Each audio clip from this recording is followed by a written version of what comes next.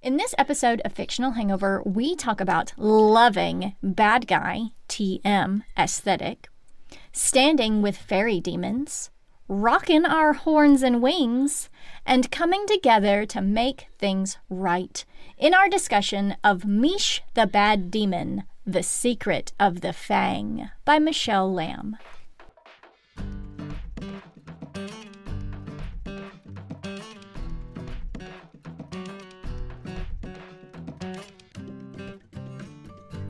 Hey everybody, welcome to Fictional Hangover, a podcast about young adult and new adult, and sometimes other books, series, authors, voice actors, and illustrators that is full of spoilers. I'm Amanda. And I'm Claire. And today we're going to discuss Meesh the Bad Demon, The Secret of the Fang by Michelle Lam. Standard disclaimer. If you haven't read this book, please remember that Fictional Hangover is all about spoilers. If you haven't read and don't want to be spoiled, stop listening to us and go read the book. Then come back. If you haven't done this but want to pretend that you have, or if you don't care about spoilers, or if you just like the show so much that you don't care about any of that, then listen up. Yay! Yay! I wish that everyone could watch this one. Because we look banging. Banging.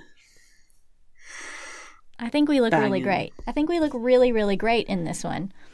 But this one... It's been a while since we've done a little dress-up cosplay. I don't really feel like I can count wearing the hat. Are you kidding?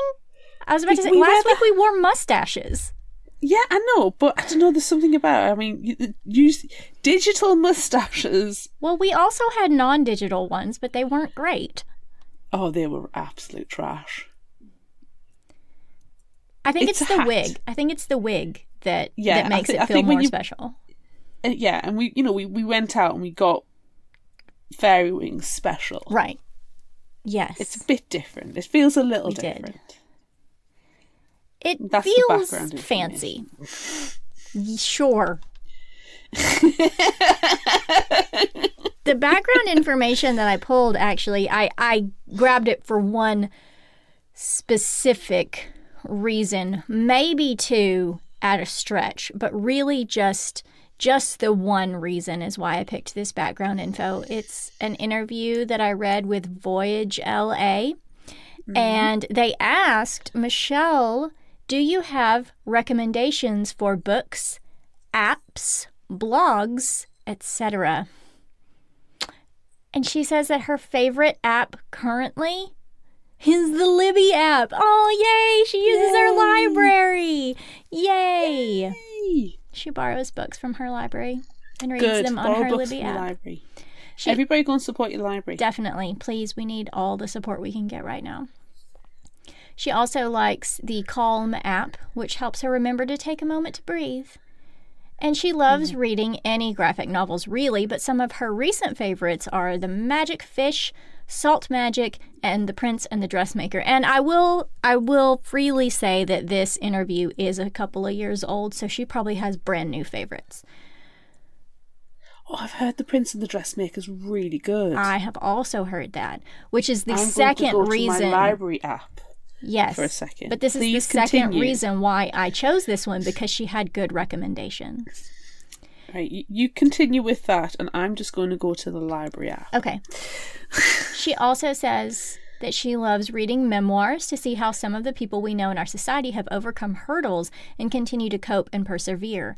Some of her favorites from 2023, I think, are Crying in H Mart, Know My Name, and I'm Glad My Mom Died.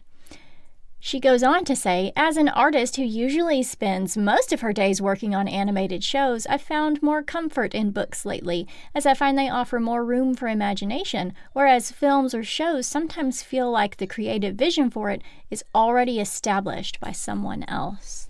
I can't imagine being someone who works in animation and watching other animated things. I feel like that would be really tough. Yeah, but I don't know. Inspiration. Could be inspirational. Role models. Yeah. Could be. So I may have loaned out The Prince and the Dressmaker. Perfect. I'm sure that's going to be in an upcoming episode of the podcast. Watch this space. We do need a graphic novel for next month. Yes, actually. do. So, oh my god, I'm up. This is like 3 swipes in. I have to take the brightness off my phone. I think there. Just that panel alone, where they're going squeal. Yep. Is Sold. a selling point. Yes, sold. I hate that I keep messing with my wig, but I have a hair here that makes it look like I have a forehead indent. I have just been playing with a hair that I finally managed to get away off my person. So yeah. Anywho, what are your initial thoughts? So I'm pleased that we actually are getting to the second Meesh Bad Demon book, because we had a cliffhanger after the first one. We did. We've already talked about the first one. Everybody go and check that one out. Yes. We didn't know who the bad guy was. I know. I'm excited. I hope that we will find out who the bad guy is in this one. Spoiler alert. We do. Should we jump in? I don't know that I really have any initial thoughts other than yay, book 2. Yeah, that's a good thought. Yeah. Let's find out who this bad guy is. All right, let's do it. Ponderosa, 6 months after the events of book 1. Chai is with her wolf pack, reminiscing. They're settled where they are now, but it's just not home. They will make do, especially since they have the support of Mount Magma and Plumeria City. Maybe, Chai suggests, they can try to make things more comfortable here. Right now, though, Chai needs to get to work. Before she can leave, one of her family, in wolf form, smells something strange and orders everyone to evacuate the area. Suddenly, there's a fire and a giant excavator pushing burning debris from the woods. Chai is caught on one side, her family on the other. They run in opposite directions with promises that they'll find each other. Man, I hope so. How scary. We love Chai. Yes.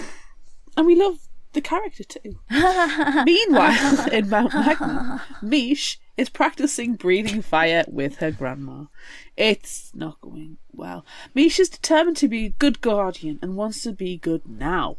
Her grandma explains that it's simply not how it works and she needs to consider what is important. Grandma recounts when Meesh was a baby, being the guardian was essentially being a glorified police officer without the glory. She offered to trade with Meesh's mom, who worked a very dangerous job as a lava saucer.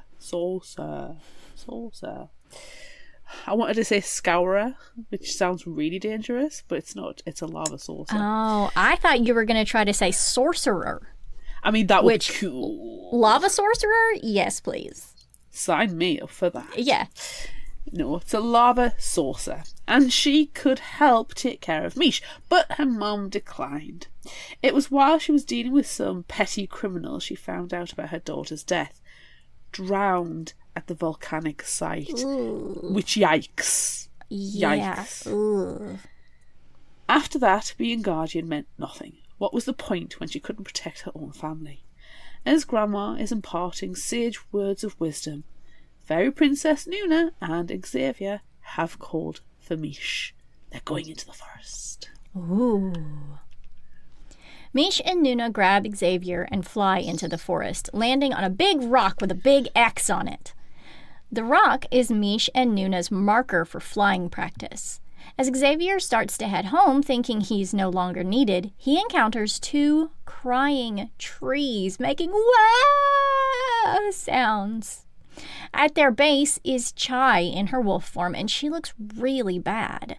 Chai turns into her human form and tells her friends about the trucks, giant shovels, the destruction of her new home, and being separated from her family. They agree it must be the stranger Xavier met back in book 1. Secret bad guy. First things first, they need to find Chai's family, and logically, they should go to her family's cafe. To the trees!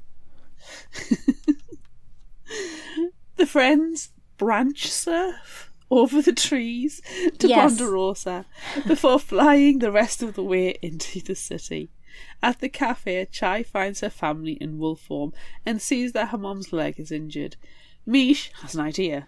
First, Mish asks Xavier and Chai to take her family to Mount Magma and her grandma for protection. Xavier would rather be out fighting the bad guys with Mish and Nuna, but Chai points out she's grateful for him helping her family. Mish and Nuna fly to where the trucks were last seen and spot tracks on the ground and a man with very handsome antlers resting against a rock, and he looks hurt. He explains that everything is being torn up and urges the girls to leave. Mish and Nuna refuse. They're going to get to the bottom of what is going on. The man doesn't know who's doing it, only masked construction workers with horns and wings. Sorry, I choked because I was so surprised. Fairy demons? But what? Didn't they disappear a long time ago? No, they're right here. Yeah. Mish and Nuna continue on, seeing families carrying all their belongings evacuating the area, and realise the devastated land looks awfully like Mount Magma after it was poisoned. Meanwhile, in Mount Magma, Xavier and Chai have arrived at Misha's house with Chai's family. They tell Grandma what is going on, and Grandma is obviously concerned.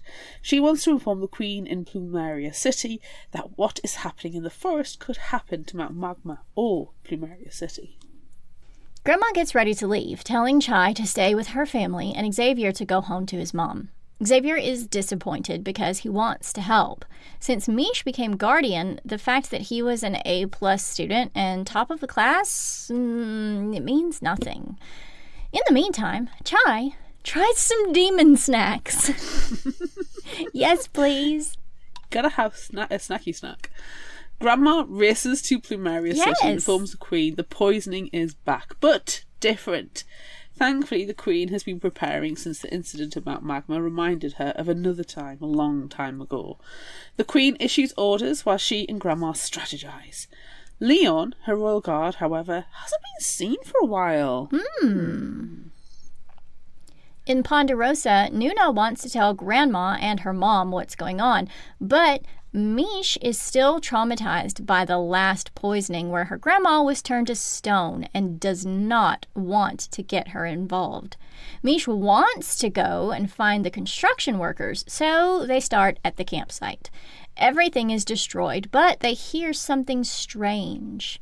Sneakily looking over a ridge, Mish and Nuna see a huge, tall construct coming out of a hole. It's gray and giving off strange green lights. Is it some sort of laser machine? Fairies with demon horns, high-visibility vests, and hard hats are working on it. It's a giant laser! It's a giant laser with safety first. Yes, wear your vests. Mish has an idea and dashes into the site, Nuna following. Inside a digger, Mish puts on a hard hat, vest and goggles, then sits on Nuna's shoulders. Because this always works. Mish does not have a positive history with disguises. No. See book 1. No. However, before the inevitable, Mish and Nuna find out the machine is a big laser. It's intended to destroy Plumeria City, then Mount Magma, after finish levelling the whole of Ponderosa. Great. While trying to act normal, they run into Leon, who, at first, doesn't realise it's Mish and Nuna in a vest. But when he does, he sends security after them. Oh my gosh. The disguise lasts a lot longer than I honestly expected. Same. Yeah. And Leon knows them. Yeah. Nuna is caught in a rock snare and Leon grabs Mish, but Mish uses super cool fire-breathing powers to break the rock encasing Nuna to free her. Unfortunately, Mish isn't able to get free herself. Nuna flees into the forest where the trees protect her from her pursuers. Meanwhile, Mish is alone, wrapped in poison rock, and around her are the plans to destroy Plumeria City, wanted posters for the Big Bad, TM, and some minions. Then, the Big Bad, TM, wearing a big floppy hat, goggles, mask, and large coat, welcomes Mish. I love the floppy hat and the goggles. It's you. It's your aesthetic, I feel. I know. I love the big bad TM so much. Nuna arrives in Plumeria City while Grandma and the Queen are strategizing and tells them what's going on, except for lying about Mish safely waiting for her outside. Before there were any awkward questions, Nuna races off to Mount Magma where Chai and Xavier are enjoying demon cuisine and brings them up to speed. Xavier is excited to help, Chai less so because she's still healing, so her mom will help in her place. Time to plan! Mish and the bad guy, TM, are having a nice little chat. The bad guy, TM, telling Mish she has no idea what it's like to lose her home. When a worker is brought in who is hurt by one of the trees in Nuna's escape, the bad guy, TM, shows compassion and helps relieve some of her pain and gives her time to recover. This is seriously messing with Mish's head. Bad guy TM is meant to be evil, right? Yeah. How can you be evil and have compassion? You trademarked the evil. You have to be evil. Right? It's a brand. Mish accuses the bad guy TM of trying to poison Mount Magma and making the demons think it was the fairies. Bad guy TM tells Mish they are not the problem. That's far from the truth. Ooh. Flashback! Many years ago. I would dispute the fact it is many years ago, but that's what the book says. Right. Plumeria City was at its peak. Winged creatures from everywhere called it home. Even everyone happily coexisted. Unfortunately, all good things come to an end. Food shortages put the city in a famine emergency, and fairy demons' spores were blamed before a full investigation was carried out. The Queen ordered all fairy demons to evacuate the city. The bad guy TM and their family went to stay with friends in Mount Magma, but they were of the few who had somewhere to go. Spores. I don't think I like the Queen right now.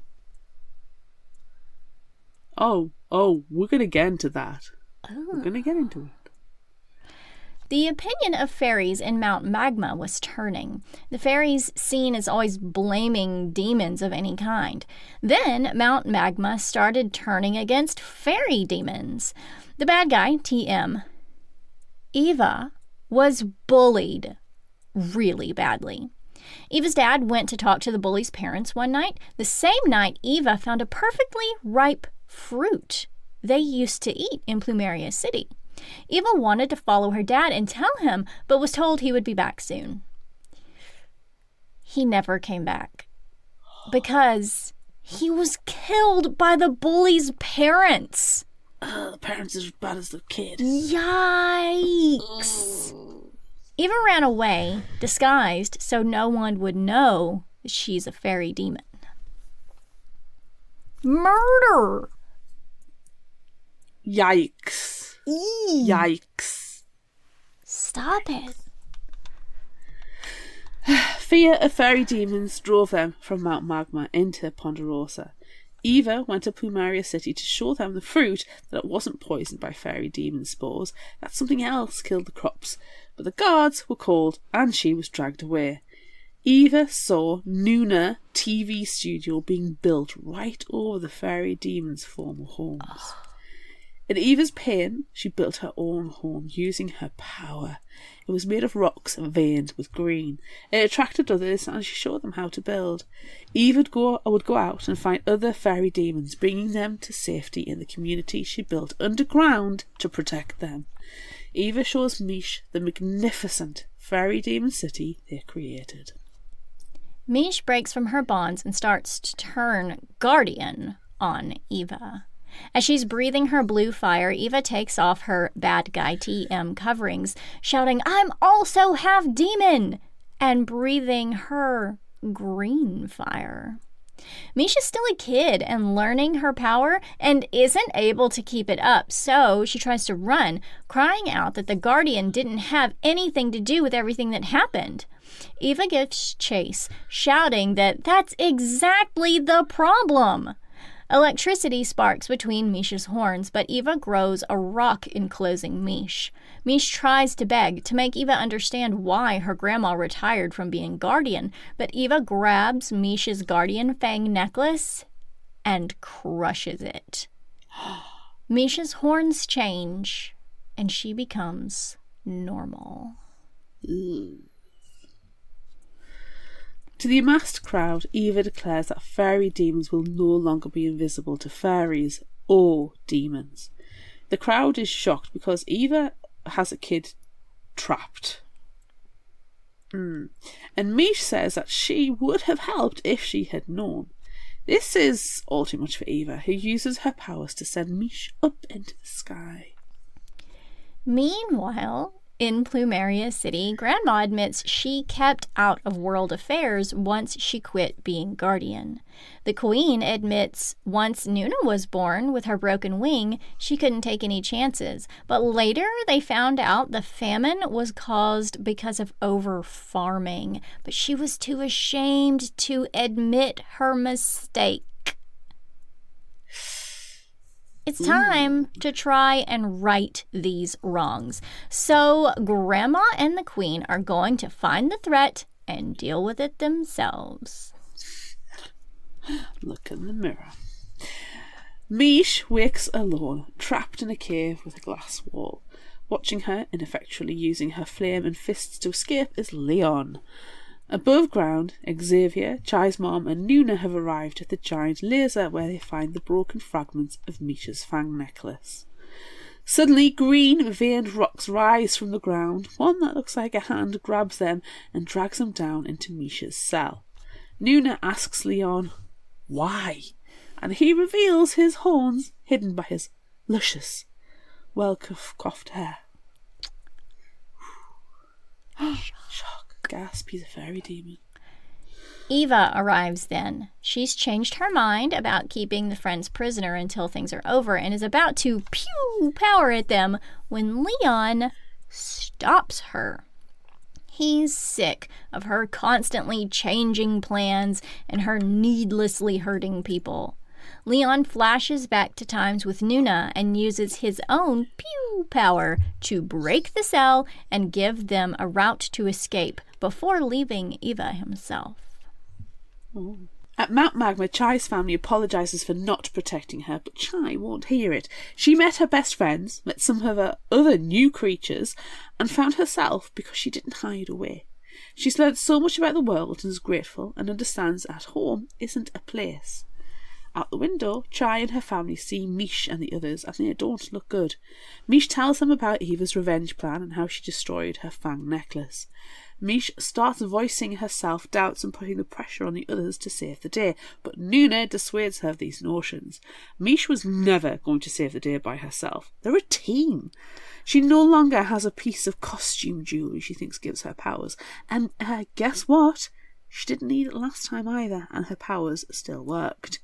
Mish believes in Nuna. Well, Nuna believes in Mish.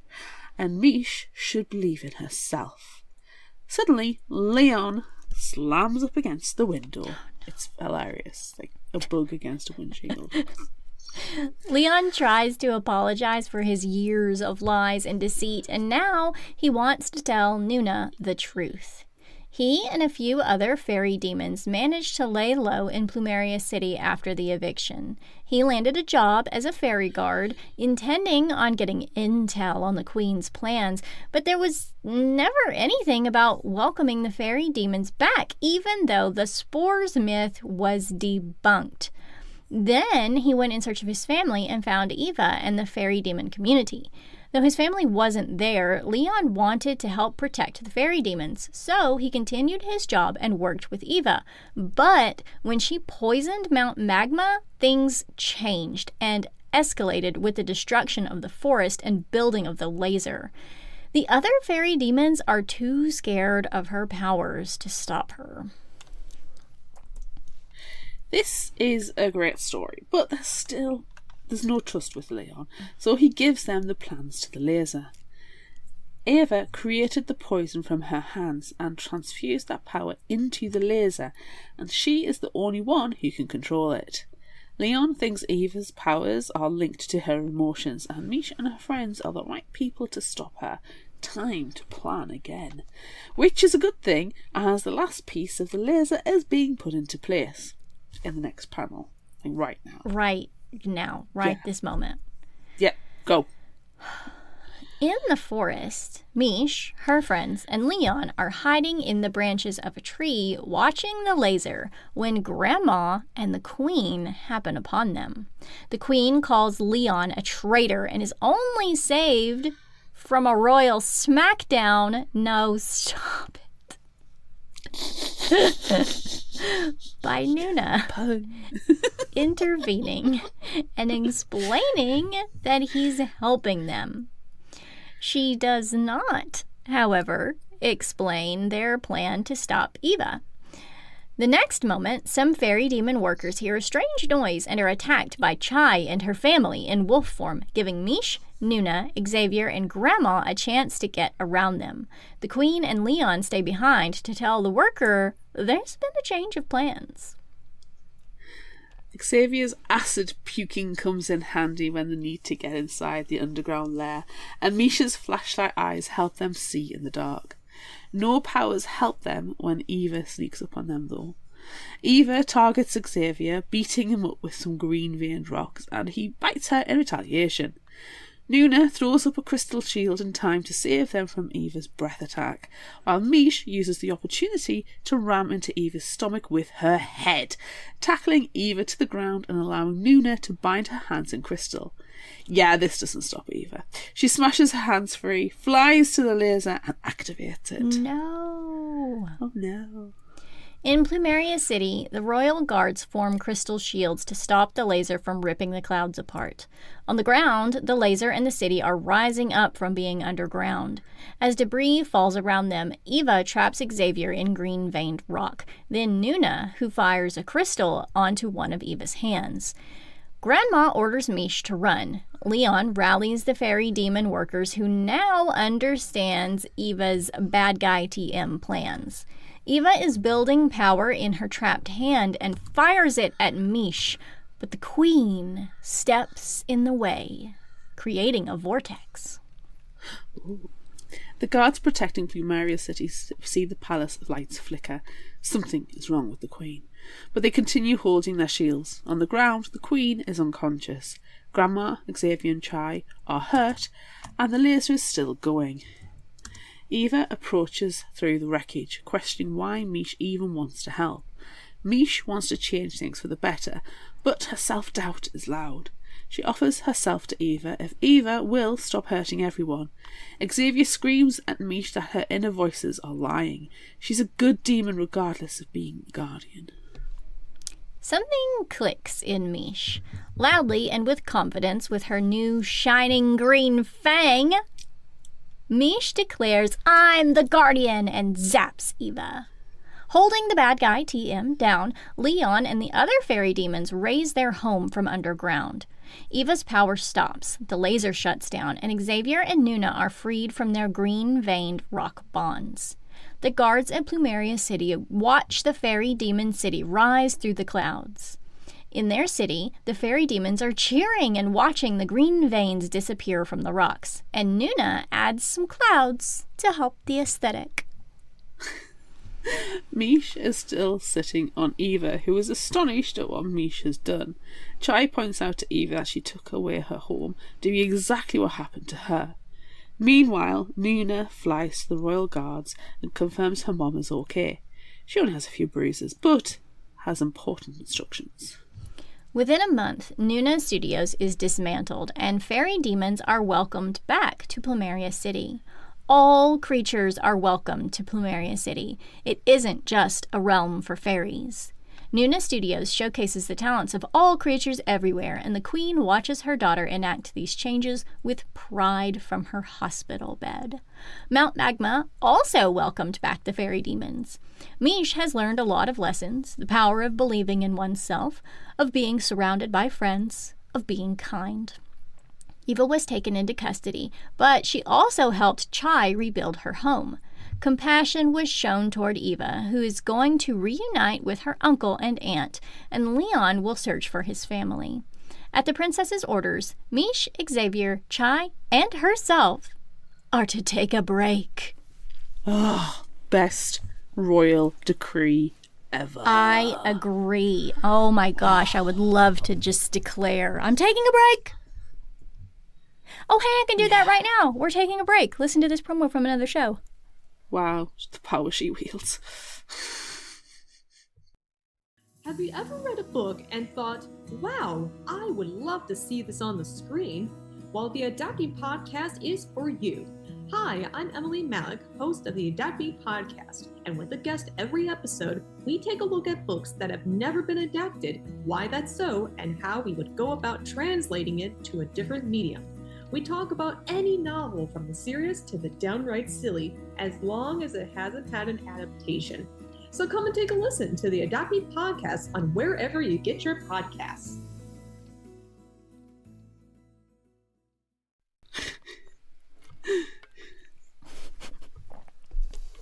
I'm really proud of myself. I'm really proud of myself for that one. I'm quite excited. Thanks. I love that fairy demons are a thing. 100%. Yeah. And, like, that's my favorite thing. That's my favorite thing about this book, that fairy demons are a thing. And then my second favorite thing about the book is bad guy TM's style. Yeah. The hat and the goggles are just...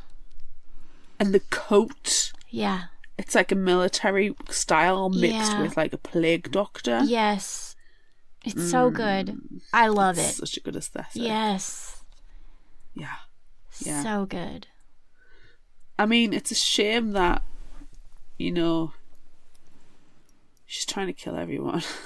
Yeah. That's... Yeah. She's a bully. She was a bully who was bullied. She was a bullied bully. Yeah. So that's not no good. excuse. Just because you were hurt doesn't mean you get to hurt everybody else. So No. that bugged me a little bit. Yes. And you know what else I found? But to be fair though, it's also a decent origin story. It is. It's a very good origin story. And the fact that she seems to be changing right now. So maybe she's not going to be bad guy TM next time. Yeah. Can we talk about something that I didn't love in this book? Is it the vast amounts of racism? It's the vast amounts of racism. Painful amounts of racism. I mean, the whole point of the book was to showcase that in a way that is palatable for children, because this is a middle grade book. Right. And it's not the first time we've read a book where the key message is be kind to yourself, believe in yourself, and also don't be a garbage person and racist. Also, don't be a racist monster. Yes. So it's a common theme. It is, and it's great. And it's I'm fine great. with that, and I think it's done so well. Yes. It's done so well. So good. But and this was... Wow. It was a gut punch. It was. It was. And the Queen. The Queen. I know. Can I just jump a second to my surprise? Yeah, of course. Because it does link to what we're saying. Right. And also this book is this big. So... Yeah. It bothers me that no one mentions, or at all in any way, shape or form, holds the Queen accountable for intentionally exiling the fairy demons for basically pointing at a group of people and throwing them out of her city because of racism. Yeah, it's bad. And then she builds a fucking TV studio. That's the part over the ground, and I can't help did it but for feel me. That did it for me. It's it's so... Given the current political climate... I know. And I know it affects you much more than it does me. But you read this so much differently. Yes. It has the gut punch. Yeah. Really heavy. Yeah. And you kind of think, shit, I can imagine an indigenous area in the United States of America, somewhere that is sacred land. I can imagine a TV studio being built over it. Yeah. Because of racist administrations. Can you also imagine those same indigenous peoples being deported to another country that is 100% not their home, with no trial, no due process, nothing, just your skin isn't white, get on the plane, I'm shaving your head. Yeah. This is what is terrifying is basically that Michelle Lam has written this book and seen the future. And I don't like it. It's not a future that I want to be in or raise a child in. No. I need people to be kind and compassionate and stop being garbage. Yeah. And this is done in a very cute way. And I know right now we're dressed in wigs and ears and wings and horns because Meesh and Nuna and Xavier and Chai are absolutely lovely. We appreciate Ava's aesthetic. Yes. And we're just trying to have fun. This is two friends having fun. This is right. us having fun. Yes, but right now But damn. The climate is not great. And No. I feel like we have to take every opportunity we can, even though we're a small podcast, to stand up for people. Like this isn't hell yeah. This isn't right. So we're standing up for what is right whilst wearing horns and wigs and wings. Yeah. Got to do it all the time. Gotta. And we just so happen to be wearing horns and wigs and wings. We're cosplaying fairy demons. Fairy demons were screwed over in this. Right? Fairy demons rise up. Yeah. Solidarity. We stand with fairy demons. We do. And real fairy demons. I was going to say real fairy demons as in real in the book and fictional as in actual human beings, but it's the opposite. What I should have said is the opposite of that. But also not at the same time. It's all very confusing. Stand up and do what's right. That's a shorter version Stand of up that. and be kind. Don't be a garbage person. Don't be a garbage person. Always be great. Yes. Punch a Nazi. Wait. Punch a bully. Punch a bully. Also punch a Nazi. I mean. I will say the message I'm having to teach this week literally is you don't throw the first punch, but you damn well finish the fight. Sure. Yeah. That's that, wake up and choose violence, but that violence can be taking action. Yes. It can be phone calls to representatives, writing letters, emails. Yeah. It can be using social media platform, no matter how big or small that is, positively. It can be going to a library and borrowing books. Yeah. And informing yourself. Yes. And also telling your librarians that you appreciate them. And tell a librarian how good they are. Yeah. That can be your violence. But I also, like that violence. Finish the fight. Don't start it. Yeah. Yeah.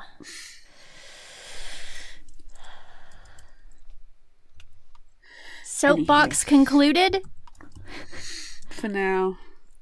For this and episode? they say books aren't political. Mm-hmm. Uh-huh. Mm-hmm. Mm-hmm. Mm-hmm.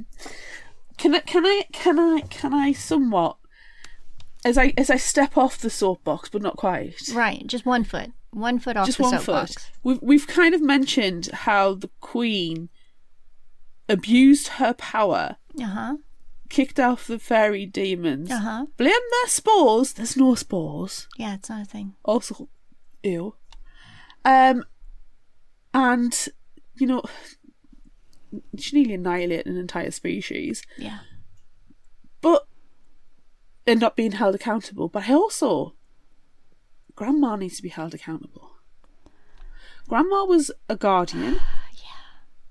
And I appreciate that when her daughter died from drowning in the lava. Yikes. To take care of Meesh, she gave up being a guardian. But as far as I can tell, being a guardian is not optional. Yeah, so she just doesn't want to be involved in what's happening. Yeah? So she just totally ignored the fact that she can see right in front of her that fairy demons are being demonized, are being persecuted, are being exiled, and she does nothing. And I would also like to point out that this said in the book it was many years ago. So this happened before Nuna and Meesh were born, because we actually see baby Nuna being held by the Queen with a broken wing as the studios are being built. Yeah. So realistically, it happened, 20, 30 years before, if that, because Eva was still small when they got kicked out of Plumeria City, so it's probably only 20 years ago. Yeah. I mean, if even that, I feel like it could be less. Well, they're 12. Meesh and Nuna are 12 in the book. Yeah. It says their age at some point. So maybe 15 tops. 15, very tops. Yeah. Because it gives the impression that the fairy demons have had to be in exile for a period of time. It's given time for the soils within Plumeria City to take the necessary breaks and become fertile again, and for crops to start. But for the Queen to completely ignore the fact that she's kicked out an entire species from the city and demonized them, and ignored that, and she's had time to get knocked up, have a baby, and start building a TV studio. Yeah. Dodgy. Yeah. So for me, Grandma was a guardian, while all of the Queen's horrible racist actions were taking place to the fairy demons. Yeah. But she actively chose to ignore it to be a glorified police officer. So she, if anything, she might actually have participated in the victimization of fairy demons. She probably looked the other way. And then when Meesh was born, and Meesh was a couple of years old, I imagine. She was at the very max when she took over being her full-time parent. This is all the fairy demons have been there all this time. Yeah. And how does nobody of Meesh's generation at all, in any way, shape or form, not know about fairy demons or Nuna? Like, literally, they've been wiped out from history. Yeah. In less than 20 years. Yeah, that's terrifying. I really wanted, and I know it's probably not appropriate for the age this book's geared towards, middle grade. But I really wanted somebody to be held accountable. Yeah. Because I also feel like children need to know that the bad guy cannot and does not win in the end, and the bullies face consequences. Yeah. Because as a child who was bullied, and as a parent who was having conversations about bullies with her own child, I need that representation. Yes. I need to know that bullies don't win. Yeah. So yeah, that's my other foot coming off the soapbox now. Yeah, that's fine. It's very interesting. Like, I kind of would like to speak to a kiddo who has read this book and like, hey, tell me everything you think about this book. What do you think of the queen? What do you think of being a guardian? What do you think of all of these things? Just to see what they would say. I'm going to get my child to read both the Bad Demon books. Yeah. And have that conversation. I'm curious. I will report back. Please do. On a completely different cute note, though, there is an image and I've put it in our notes in one of the panels, and it's a dog, and it's got little fangs, and it's got bat wings, and it's like ruff, ruff, ruff, ruff, and it's just the cutest. Yeah, that's a really cute. And Leon fly. Yes, Leon smacked into the window is a fantastic panel as well. It's amazing. Yeah, it's amazing. Yeah.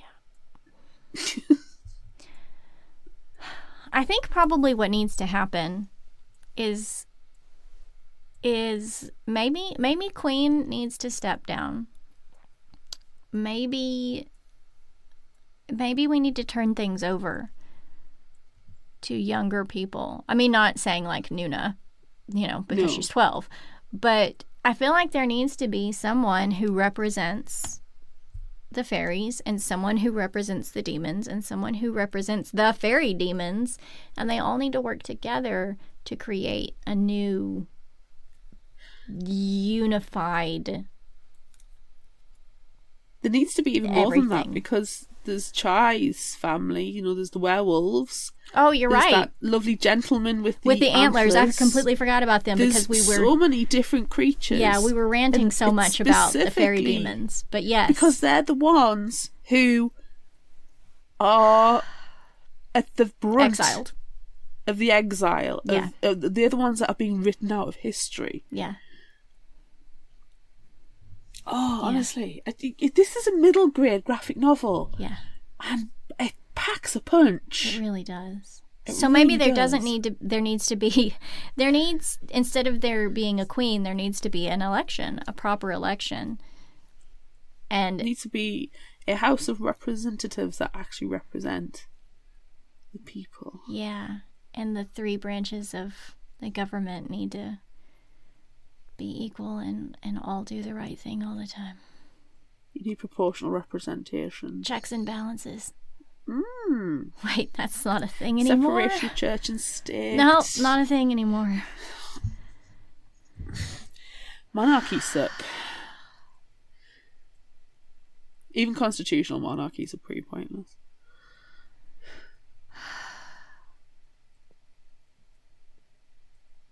Anyway. Maybe Eva had the right. No. Wipe them out, all of them. Oh my god. Shall we move on? I don't know if I've got a favourite character, to be perfectly honest. I don't think I have one either. Like, I was thinking, I kind of would like to read a story from before Grandma was glorified cop and like when she was proper guardian. I think that would be neat. And I also wonder if maybe I'm just like misremembering, but was Misha's mom supposed to be the guardian? She was supposed to take over, right? But then she had a baby. And so Grandma had to keep being the guardian. I think so, because she does also say at one point, do you want to swap and you be the guardian and I'll look after Do you want to take over? And she was like, nah. Which is also kind of, no. But she does have a child at that point. Yeah, but still, no, I don't want to. her mum's perfectly capable. I don't want to be a guardian. I'd rather be a stay-at-home mom. I mean, I guess that's fine if that's what... She wasn't a stay-at-home mom. Let's give her some credit. That's right. She drowned in the lava. Sorry, I forgot. Yeah, maybe she just wants to not be a guardian while Misha's so young, but when Misha's older, she can consider a career change. Yeah. And have some me time. Yeah. Yeah. Because at the moment, Misha is literally a baby and 1,000% dependent on her mom. You're right. But you know what? And her mum and grandma is still perfectly capable of being a guardian. But I was going to say, grandmas are also perfectly capable of raising children. But if it's your child and you want to raise it, Sure. Don't dump your baby know- off on your I parents. know it takes community to raise a child, but given the option to raise your own child You and not have, fob them off, if you have the ability to raise your own child, you probably should. you probably should do that. Probably. Okay, fine. I won't be mad at the mom. Grandma's okay for babysitting purposes, if she wants to go on a Grandma go out is or the something. one who buys the baby ice cream and gets it all hopped up on Yes. sugar and then just sends it back home to mom. Yes, grandmas are the ones who let them play Switch for longer than they probably should. Yes. Lavish And then them with feeds them gifts. Lavishes them with gifts, gives them pocket money unnecessarily, Uh-huh. Give them some Yeah. French fries. gives them French fries, yeah, Uh-huh. Yeah. makes them cookies, Yes. and then when they want scrambled egg and bacon for the breakfast, Yeah. they get it. Yeah. Stay up late. Yeah. Yeah. Yeah. Grandmas get to do all the fun things. Yes. Or nanas get to do all the fun things. Or mamas, or whatever the heck they're referred to as. I feel like Mama is a Mama. old grandma. Mama. Grannies, grandma, granddiddlies. Granddiddlies. Granddiddlies. Granddiddlies, that's what it is from now I on. wonder if I can change my mum's name to Granddiddly. Mum, can we change your name to Granddiddly? Grandiddly, though, sounds like a granddad sort of name. True. Nah. Grandmimilies. Grandmimilies. Grandma's cooler than Grandmimily?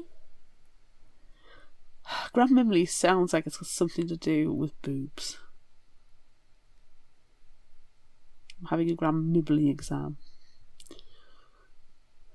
Grammary exam. Yeah, I think we're completely going off the I topic think that now. we should do our Move favorite on. final thought quotes. Yeah. We lost it. It's fine, though. You never know what to expect with Fictional Hangover. No. Okay, I'm just going to give you quotes. I need to move Okay, on. please do. Just, gosh. Just because you've been hurt doesn't mean you can go hurt others. Yeah, I agree with that. Wrong message. Strong Yeah, message. I agree with that one. I loved that one so much, too. I also wanted to share that one, so it's important that you shared it. Okay, well. But, yeah, but that's the thing. One small mistake can ruin everything. Like the show! Oh. Oh. Okay, I'm just going to give you one more, because, damn. All this time, your power just came from you. Aw. Yes. Okay. I'll share a couple too. It's time we stopped viewing our world as the only world. Heck yeah. Mm-hmm. Our worlds may have a fraught history, but this is where we come together to make things right. Right now. Say it again, louder Right for the people now. in the back. This is where we come together to make things right. Let's do it right Do it. now. Come on, people. Yes. Now I feel like my last one is not even worthy because we really hyped that one. But I also have, we all may be capable of mistakes, but the will to fix them is what shows others who we are. No, I actually think that's a powerful message as well. It is. Because people are making mistakes right now. You still and have time to fix people are full of regret. Yes. People do feel shame. it. Yeah. And you know what? Take that shame, take that regret, Yeah. and use it to make things right. Definitely. Go back and make things right. Please.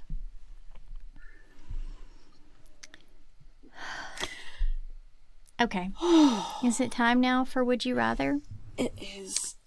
Hopefully this one is less soapboxy. I feel like we've been very political. We But I'm not going are. to apologise for it. We are. People need to understand. That's true. They do. And if this precious, precious graphic novel helps you understand. Good. Yeah. Books have power, and Books have you know power. what? This is a powerful book. It really is. Okay. Right. We have pews. There's pews in the book. Pew, pew. Fairy, demon, pew power.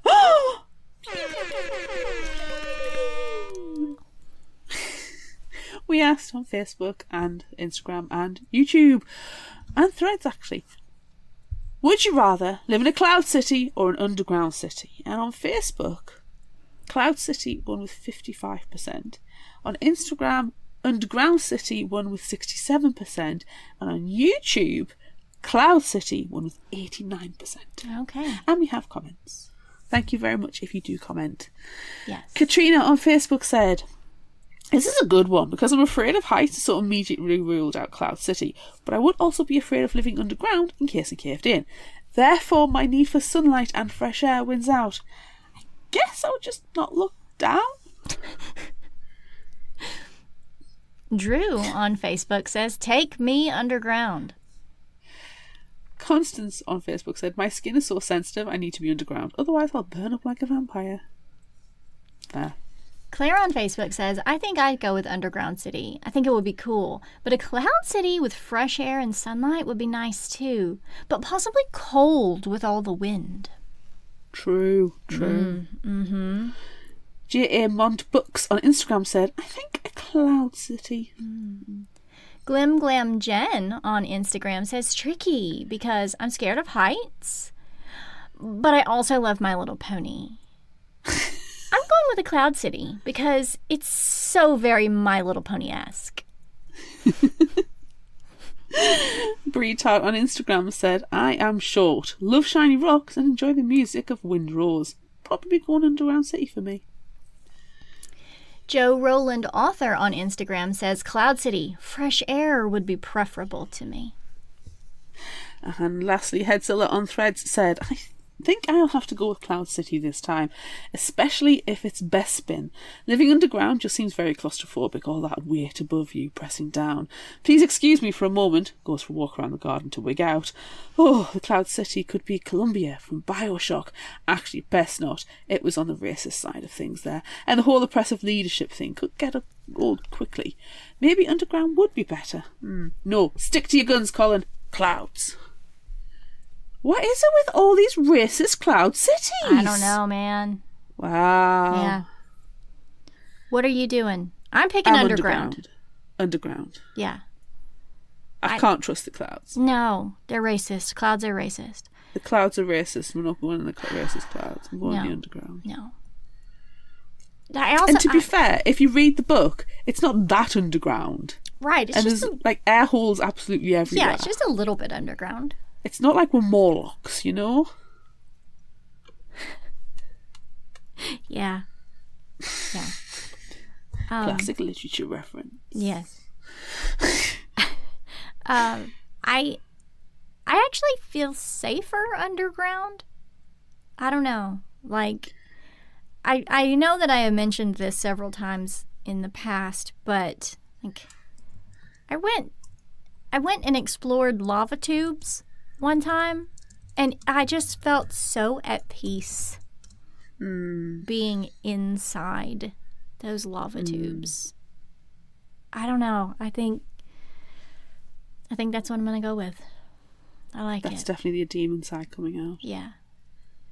I think temperatures are much more much more regulated as well underground. Yeah. And no wind. Right. Yeah. Yeah. As long as it's nothing like The Descent, good. No, skip that.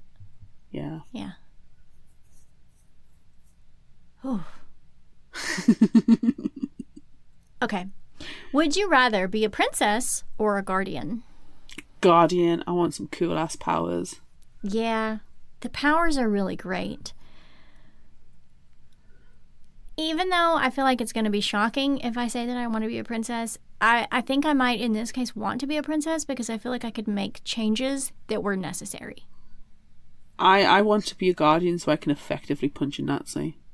Sure, okay. And the bullies. You be the princess who tells the Guardian, we need X, Y, and Z. I need And you I'm like, to punch a Nazi. And you can be like, okay. Do you want a souvenir of it? Yes. And then I'll go and enact the royal decrees of Nazi punching. Yeah, okay. Mm-hmm. I like work together because just like in Mish and her friends, it's teamwork. It's teamwork. Teamwork is the most important thing. Yeah. Cool. Would you rather have lava boba or demon snacks? Demon snacks. I do not like boba.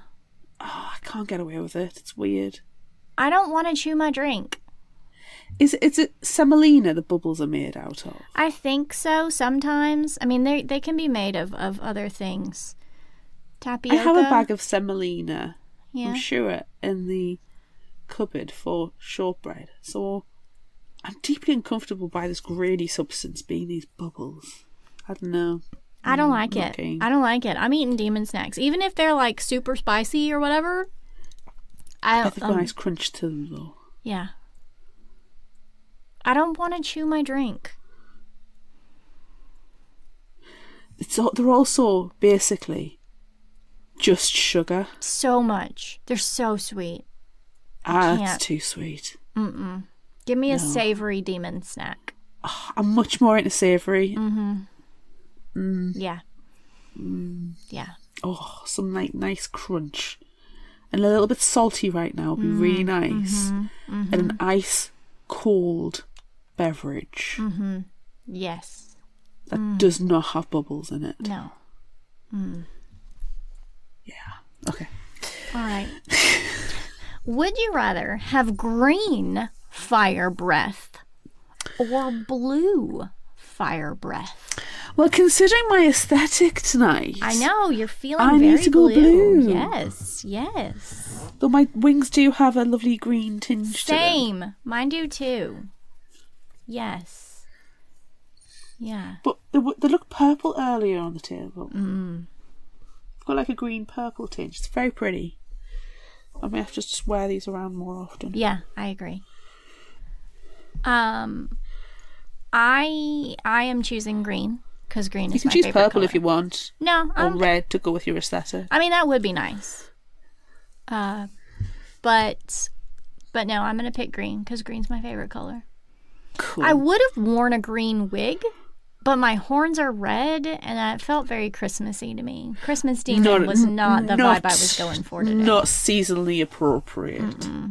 No, I think you picked the right vibe. I like it. Yeah, thanks.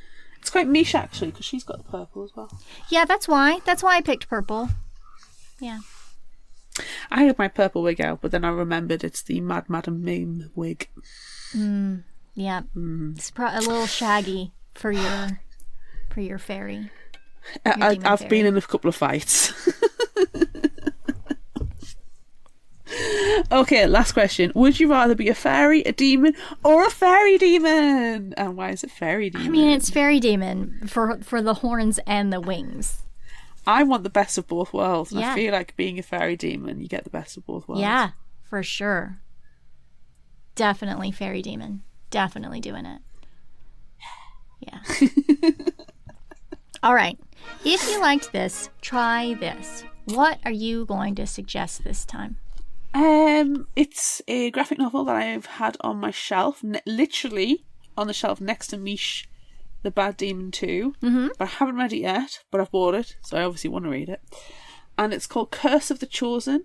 Volume 1 is A Matter of Life and Death and A Game Without Rules, and it's by Alexis Deacon. This is the summary. As the great chief matriarch lay dying, she gave one final decree. Upon her death there will be a contest. Having no heir of her own blood, she called on the gods. Let fate decide the one truly worthy to rule in her place. The rich, the strong, the wise, the powerful, many put forward their names in hope of being chosen. But when the night came, only 50 souls alone were chosen. Join our cast of characters in a spellbinding journey of betrayal, magic and tragedy as they battle their way through a series of tasks set by a sorceress of unimaginable power, all with the purpose of discovering who will be the next to rule. As our protagonist, Io, fights for her life and faces horrifying consequences, will her fellow chosen souls band together to defeat evil, or is every soul for themselves? Ooh. There is a second one out. I'm not sure what it's called. It's very red, the cover. I was going to recommend Rune, that we have already covered. Yes. Because it has recently won a book award at Yes. Waterstones Children's. And I keep seeing it in the shops, and every time I see it in the shop, I read that. It's great. It's so good. It's so good. Read that But one. I thought, I'll sneak that one in there. So Yeah. read Rune. But check out our episode. Yeah. But Curse of the Chosen. Okay. What have you got? I found mine on a list recommended from another library, and it looked really, really cute. It's called Help Us, Great Warrior, also a graphic novel by Madeline Flores.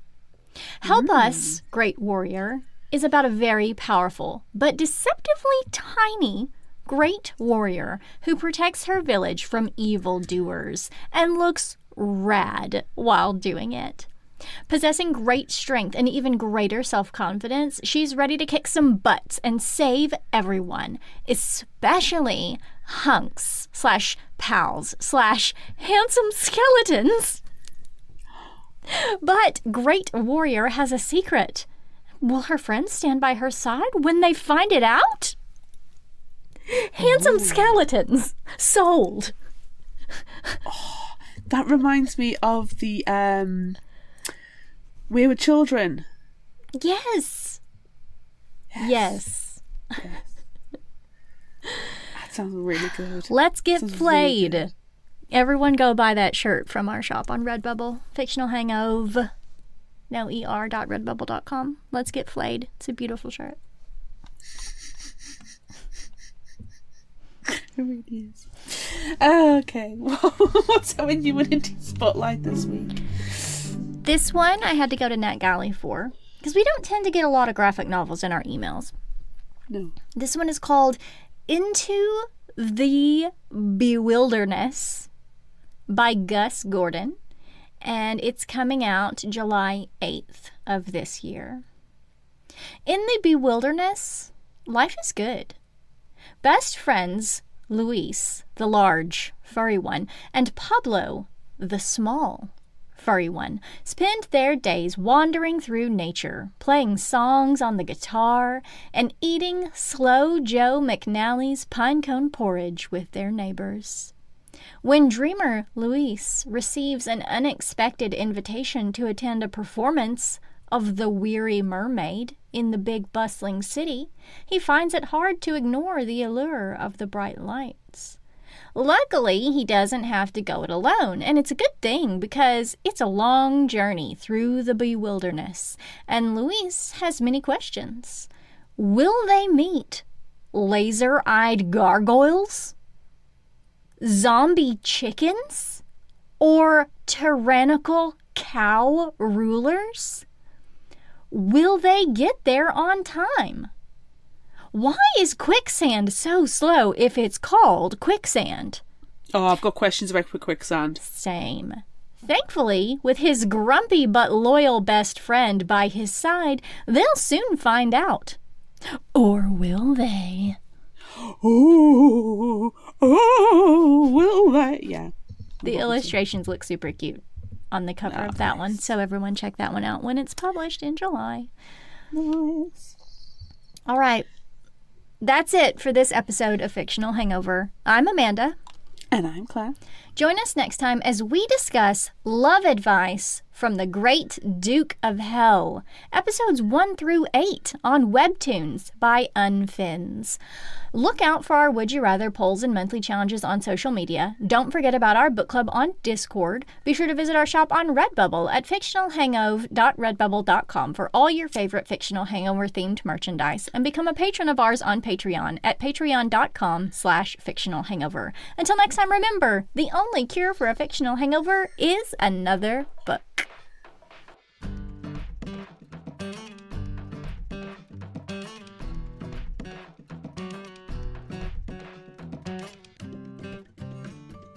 you can find us at fictionalhangover.com and follow us on all social media at Fictional Hangover. If you like this episode, check out our others and be sure to rate, review and subscribe so you don't miss out. Thanks for listening.